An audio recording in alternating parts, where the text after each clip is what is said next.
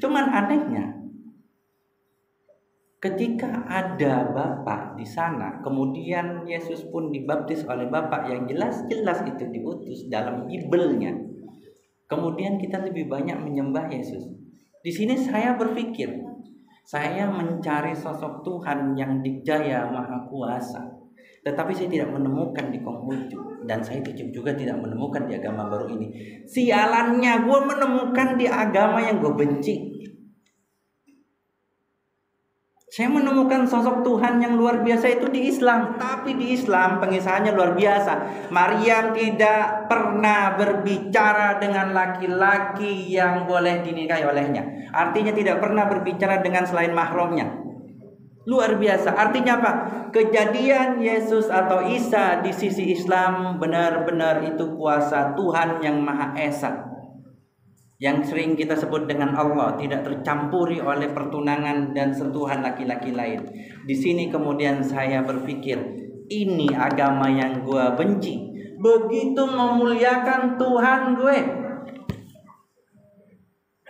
Masih pantaskah saya akan menolak agama yang begitu mensucikan Tuhan yang saya sembah? Saya mencari-cari di dunia Konghucu. Di sana ada banyak dewa dan banyak dewi. Oke? Nah, jadi dalam Feng Shui itu ketika kita pindah ke depan kepala naga, kita akan dimakan oleh naga, namanya Chung.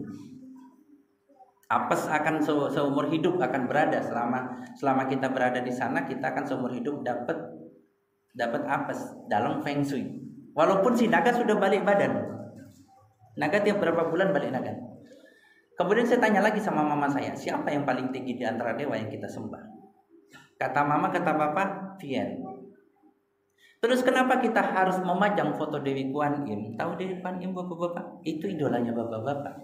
Seorang wanita yang cantik, muda, belas asih, tutur katanya pelan, sabar, penuh senyum. Ya Pak, sama nggak yang di rumah Pak yang sering bikin teh Pak? Dulu sama Pak, waktu pengantin baru. Jangan salah. Siapa yang punya istri nggak enak dipandang waktu pengantin baru? Betul? Kenapa sekarang Bapak jadi nggak enak mandangnya? Karena Bapak sering ngelirik di luar, Pak. Dan ibu-ibu sering ngomel sendiri. Oke, stop di situ. Karena waktunya sisa 4 menit. Dewi Kuan Im ini saya tanya, kenapa kita harus nyembah Dewi Kuan Im? Kenapa nggak Tien saja? Kata papa mama, yang sering turun ke bumi untuk menolong kita itu Dewi Kuan Im. Oh, berarti kita harus sembah Dewi Kuan Im. Tapi Tien kita lewati. Nyambung di sini. Kemudian satu hari saya dikenalkan kepada Katolik. Kenalkan kepada Katolik secara singkat karena cici saya Katolik. Keluarga saya gado-gado. Ada Islam, ada Protestan, ada Katolik, ada Konghucu, ada ateis. Di mana Tuhannya itu adalah uang. Time is money, God is money. Gitu kan? Something is impossible tanpa money gitu. Kemudian saya dikenalkan kepada Protestan. Sekitar tahun 89, tahun 90, tahun 91 saya berada di Protestan. Saya berada di naungan Yesus yang dianggap sebagai apa? Sebagai Tuhan. Namun punya usut ternyata Tuhannya ada 3. Karena saya Protestan ada Trinitas. Di mana yang paling sering disebut itu adalah Yesus. Kemudian saya bertanya kepada ibu gerejanya, kenapa kita harus menyembah Yesus sedangkan Yesus itu adalah anak tunggal dari Allah? Tidak bisa. Kenapa? Karena Yesus itu diciptakan, diutus ke bumi serupa dengan Tuhan dan wakil Tuhan. Jadi manusia adalah menurut kekristenan adalah diciptakan serupa segambar dengan Tuhan. Seperti itu. Cuman anehnya, ketika ada Bapak di sana, kemudian Yesus pun dibaptis oleh Bapak yang jelas-jelas itu diutus dalam Bible-nya. Kemudian kita lebih banyak menyembah Yesus.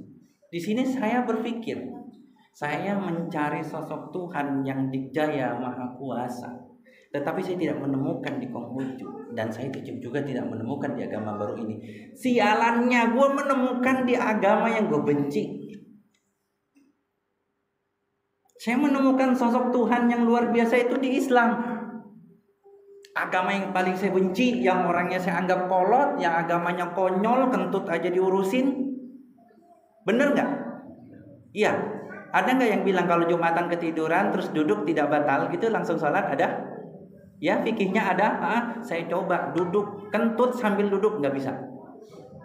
Silakan yang mau coba sekarang. Silakan sekarang coba sambil duduk kentut, nggak bakal bisa. Saya pikir ini agama, nggak ada kerjaan, kentut aja diurusin. Cuci muka diurusin apa diurusin. Tapi di situ saya menemukan bahwasannya di situ ada Allah. Alladzi lam yalid wa lam yulad wa lam yakul lahu kufuwan ahad. Yang maha perkasa, yang qiyamuhu binafsihi, yang tidak sama dengan segala makhluknya, dia sendiri beda dengan makhluk. Di situ saya menemukan itu sebenarnya sudah lama, cuman saya nggak terima. Kenapa? Karena saya tidak mengakui bahwasanya Tuhannya orang Islam itu yang terbaik. Saya nggak mau. Kenapa? Saya menolak Islam. Keluarga saya menolak Islam. Keluarga saya nggak mau jadi Islam. Kalau sudah dibilang Islam, ya cofanku ya, bocai lah, bocai gitu, moyung lah, tahu artinya? Buka Google Translate, nggak bakal ketemu. Lah itu bahasa daerah. Jadi Islam kalau udah jadi Islam udah percuma lah, udah nggak guna lah gitu, sering bohong lah gitu. Karena negatif ini lekat kepada oknum-oknum orang Islam seperti itu. Kemudian saya menemukannya ketika saya debat dengan kakak saya pulang dari gereja. Saya tidak akan sebut perdebatan tentang Tuhan, tetapi saya akan sebut mungkin 1 menit ke depan bonus adalah ketika membahas tentang Maria. Maria ini siapa? Maria ini ibunya Tuhan. Jadi Tuhan turun ke bumi. Di mana lagi masjid diinjili kayak gini? Saya nginjilin gak diusir lagi gitu. Hebat kan kok Aziz kan bisa menginjili masjid. Jadi turun ke bumi Tuhan ini lewat rahimnya Maria. Bagaimana dengan Maria? Tuhan mengutus nabinya lewat rahim Maria. Ada bedanya? Ada. Di Kristen dikisahkan bahwasanya Maryam itu punya tunangan namanya Yusuf. Jadi ketika Maryam itu dikejar-kejar, hendak dirajam karena hamil di luar nikah, itu Yusuf melindungi dan mengaku itu dia adalah tunangannya. Tetapi di Islam pengisahannya luar biasa. Maryam tidak pernah berbicara dengan laki-laki yang boleh dinikahi olehnya. Artinya tidak pernah berbicara dengan selain mahramnya. Luar biasa. Artinya apa?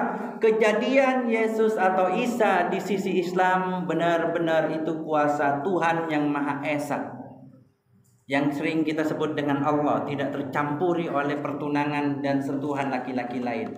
Di sini kemudian saya berpikir, ini agama yang gue benci. Begitu memuliakan Tuhan gue. Masih pantaskah saya akan menolak agama yang begitu mensucikan Tuhan yang saya sembah? Akhirnya saat itu saya syahadat, cuman tidak lagi mengakui Yesus sebagai Tuhan, tetapi sebagai Nabi Isa Al-Masih, Nabi ke-24. Allahu a'lam bissawab. Di mana juga Nabi Isa berkata, Inni Abdullah ataniyal kitab wa ja'alani nabiyya. Allahu a'lam bissawab. Assalamualaikum warahmatullahi wabarakatuh.